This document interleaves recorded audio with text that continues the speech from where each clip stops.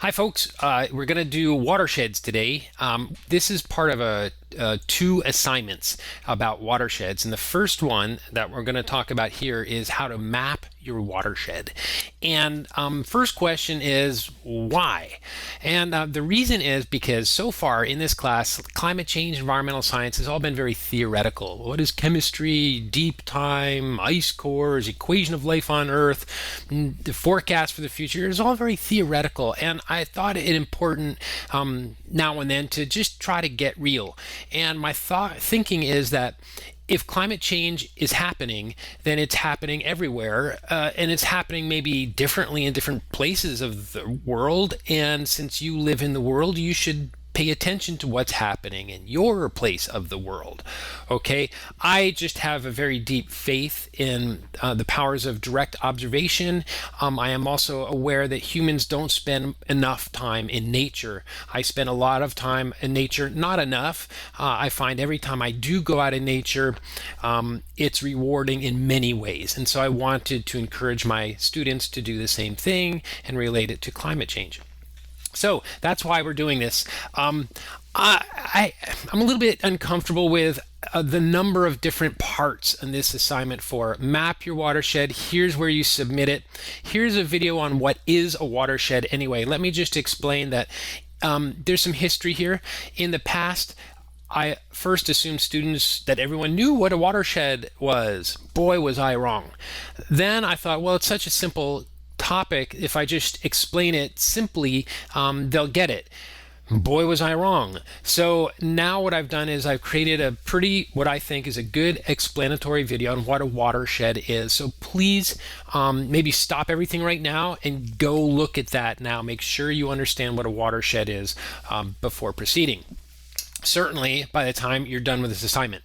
Next, we have your written instructions here. I go ahead and open that. I'll show it to you in a sec. Here's just an addendum with some important tech tips that I'm not going to talk about now. And then finally, here's a template for submission. So let me I have opened all those and I'll refer to them in this video as needed. The other things you need to open are let's see, this is Google Earth. If you don't have Google Earth, make sure you get it. It's free. Just download it. Make sure you have it. It's good for you in many ways, and it will be good for you in this assignment. And then in your browser, open up My Maps. So if you've forgotten how to get there, just Google My Maps, and it's the first thing that comes up, and you click on it, and you create a new map, and here we are. Okay, so let's see. Sure, let's get into this. Okay, this is the default screen that My Maps opens up. And zoom in, I'm going to zoom in near Arcata. Now, many of you live near Arcata, many of you don't. It doesn't really matter because there are watersheds everywhere that there is land. And so let's zoom in someplace.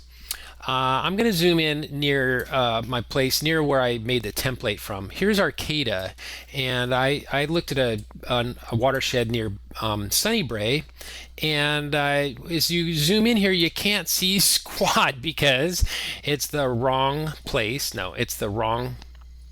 Hold on, I'm getting oriented here. Where's my place? Sunnybray. It's over here. Oh yeah, Buttermilk Lane. Here we go. Can't see squat except for roads and rivers. So what we need to do is go over here to where it says base map, click on a little triangle, scroll over, not the satellite view, but the terrain view. Look what happens when you choose that. Aha, you now can see the terrain.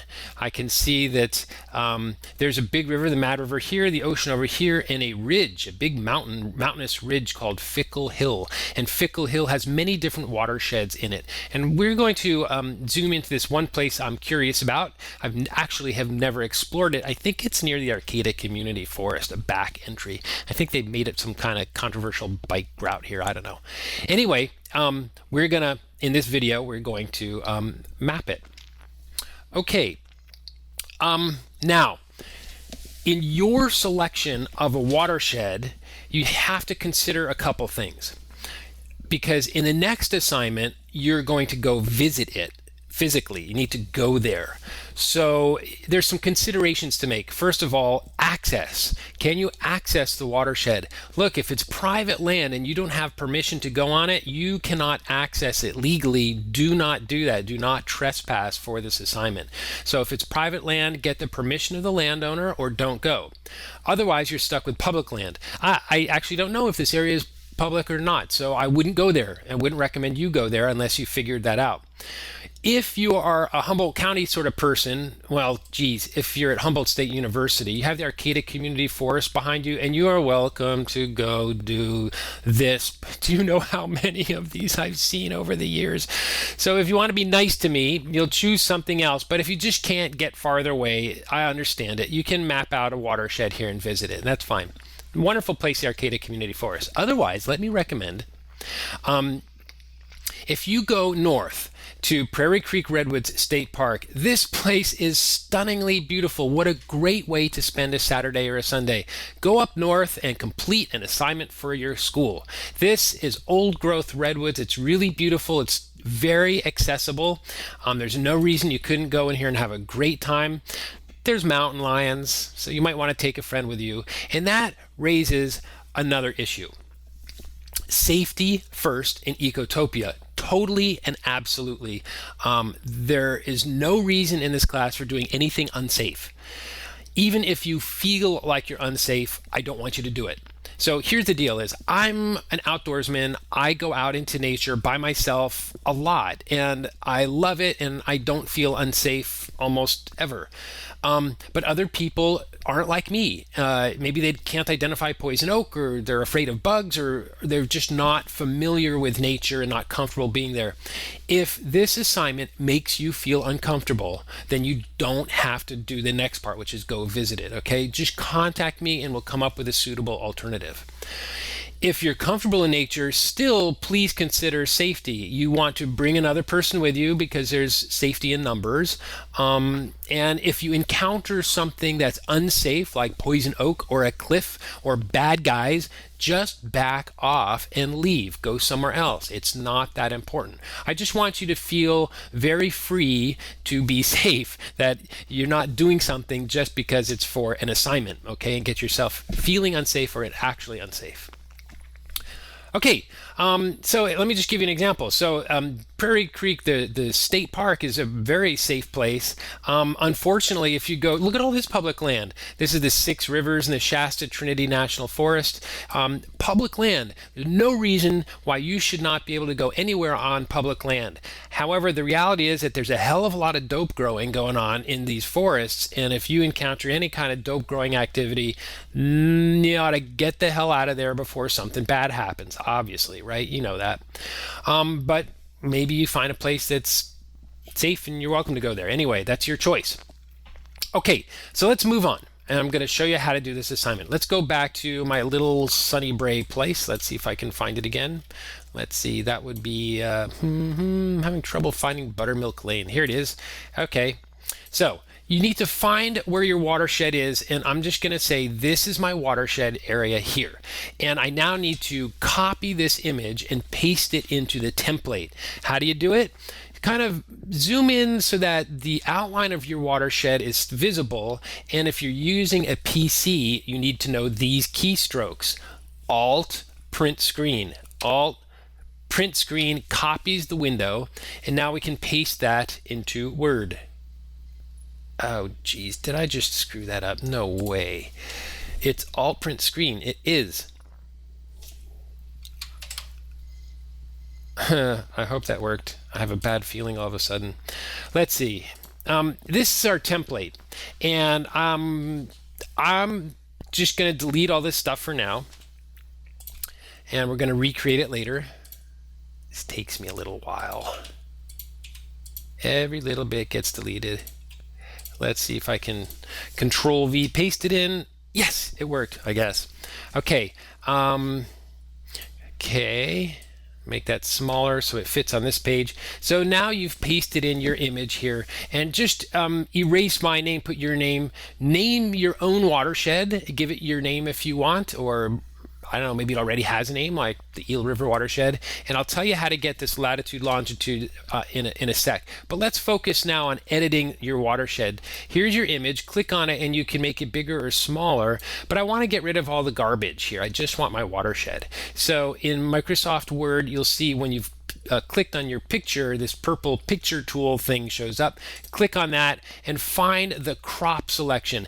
I run Microsoft Word on a Mac at home, and it's a slightly different version, and things move around to different places. So whatever operating system, whatever software you're using, you're just going to have to find out where it is. But on the university issued computers with Microsoft Word, crop is over here. So select crop, and now you can use these heavy, dark, arrowy things, corners, to crop out exactly what you want. That's pretty good. And then click crop again and everything else disappears. Then you can bigify this.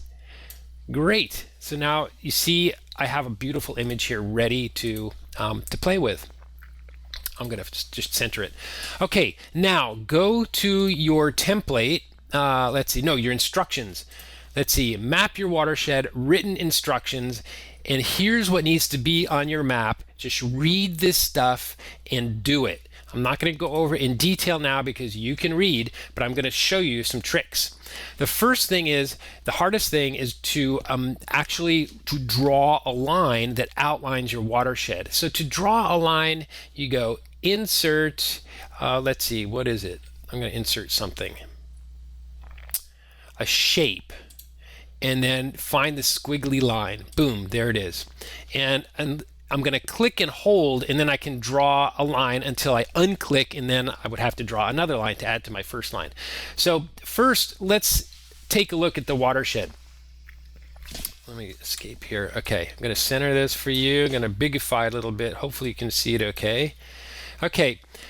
A watershed being an area of land that drains to a single point, it is important that I indicate the point of land that my watershed is draining to. And I'm going to select this area right here. I could select here, or here, or here, or here, or here, or here. And then above that point, I could draw the outline of the watershed draining to that point.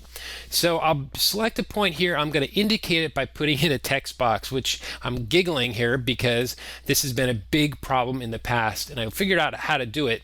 When you select a text box, you can come down to the bottom here, draw a text box. That's the way to do it. None of these other boxes. Come down here, and I'm going to put in an asterisk, and I'm going to make it big. Go home, make it big. Make it pretty big. Okay, there it is.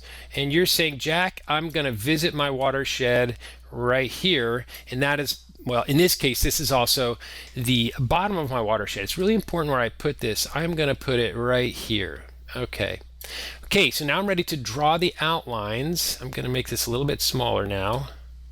Okay, and go back to that insert shape squiggly line thing and start drawing. Now, okay, I'm just going to draw this first, and then I'm going to talk about something. Let's see, I think it's probably up here, and then it's going to be down here. It's going to be down here, and then like down here. Okay, now I want to explain why I drew the line this way.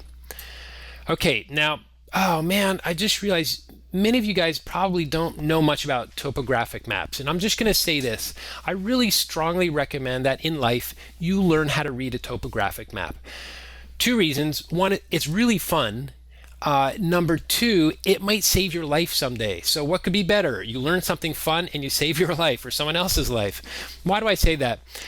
Who knows? I'm sure you've got a GPS or a phone or something that's going to tell you how to get from point A to point B. First of all, maybe you never go hiking, but what if the apocalypse comes? Or what if your car goes off the road and you have to get to the nearest hospital, which is on the other side of the hill, and all you have is a topographic map? This isn't very realistic, is it? Oh well. So I might as well just tell a joke. Okay, what do you do with a sick chemist? Well, if you can't heal him and you can't cure him, then bury him. What were we talking about?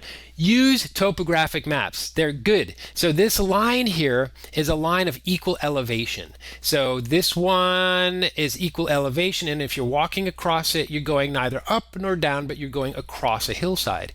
If you're crossing topographic maps, you're either going down or up in elevation. How do you know which one you're going down to? Usually water's at the bottom, so you would be going down a hill here or up a hill that way, okay? So once you've started looking at topographic maps, they start jumping out at you and you can see an entire landscape, but it takes some practice. For me, I can see the watershed here. And let me explain why I drew the land this way.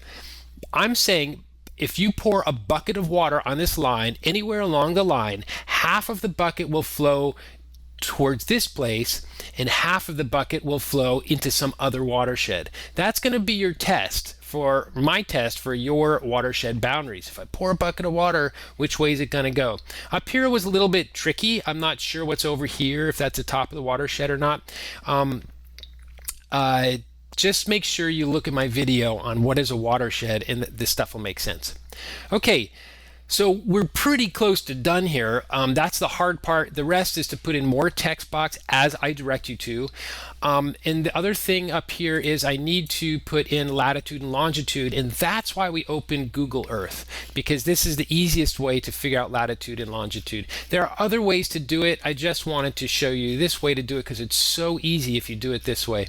I found my spot, that's right here, and once I have it centered in Google Earth, you can look down here and see latitude and longitude displayed. So if I put my hand over that, the latitude and longitude is displayed. An easier, better, quicker, faster way to do it is just center your location, come up here to edit and select copy view location.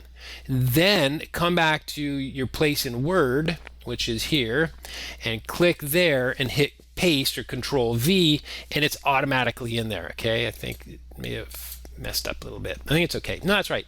Okay, latitude, longitude of your visit. Put in a space here. Okay, there it is. Okay, how easy could that be? Okay, let's see. The only other thing I wanted to say about formatting was Microsoft Word is sometimes a little bit of a dork when it comes to putting in imagery and inserting stuff. I actually do an awful lot in PowerPoint. So if you are familiar with PowerPoint, you might, let's see, what can I paste here? Nothing. You might do it some other way. Like, let me just copy this image, copy, put it in PowerPoint. Boom, there it is. Oh, this didn't show up right, so I just go, I don't know. I'm not going to spend much time on it. I'm just going to say if you want to do things differently, you may. The bottom line is you just have to submit it as either a Word file or a PDF. So if you're in PowerPoint, you might want to save as, save as a PDF and then follow that, and that would be fine. Okay, so enough of that. I think basically I am done. I just wanted to say one other thing. Where is this? Okay. I wanted to return to the first question I put in your mouth on this video, which is why are we doing this? So one reason was because I wanted to get real. The other thing is that is this. Nature is full of blurry boundaries, nature itself. So the boundary between one habitat and another it sort of merges sometimes. The boundary, I don't know, nature doesn't follow geopolitical boundaries. It follows its own boundaries, but they're often very mushy. A watershed is one of the very few boundaries you will find in nature. They're a very natural unit to consider. And so if there are things happening in a watershed, then it will affect lots of things in the watershed. So for instance, let's say there's some residences up here in Fickle Hill Road and someone's got a septic system that fails. Now we have poop water going downstream and affecting lots of downstream people, critters, plants, etc. Okay, so a watershed is a convenient unit to think of when it comes to environmental science. Let me give you a real example. Let's go to Google Earth. Let's see if this works. One of our watersheds is the Eel River watershed. Okay, here's the Eel River. I hope you can see that.